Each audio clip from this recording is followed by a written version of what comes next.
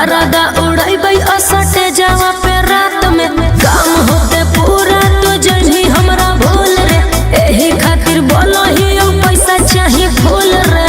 आज भर चल के पैसा देबो काल के आधे राते होते तू हो जाएगी बदल के। अच्छा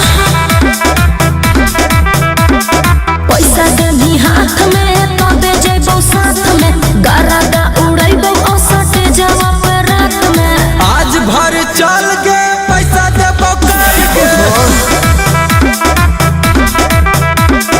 आधे राते होते तू हो जाएगी बदल के।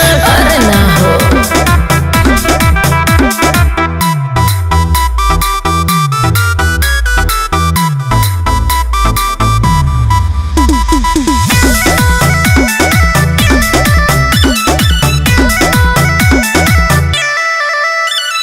मुहवा नहीं अपन उदास करेंगे हमारा पे तो विश्वास करेंगे। पैसा के बिना न काम होतो रे ओकरा से अच्छा आराम होतो रे। है गए आज भर चल के पैसा देबो काल के पागल हो का आधे रात होते तू हो जाएगी बदल के। ऐसे बात नहीं पैसा देबी हाथ में तो दे जेबो साथ में गरादा उड़ाइबो असटे जावा पे रात में। आज भर चल के पैसा देबो काल के आधे राते होते तू हो जाएगी बदल के। ना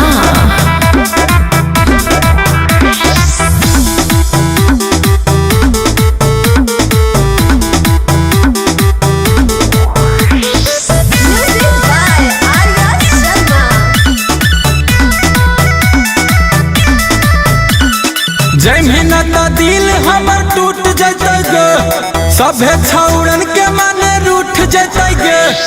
अब की भरबतिया तोर मान ले बोरे तोरा आमन गुंजन पहचान ले बोरे। हे गे आज भर चल के पैसा देबो काल के अरे चुप कर आधे रात होते तू हो जाएगी बदल के। ज्यादा मत बोलो पैसा देबी हाथ में तो दे जेबो साथ में गरादा उड़ाइबो असटे जावा पे रात में। आज भर चल के पैसा देबो काल के आधे राते होते तू हो जाएगी बदल के।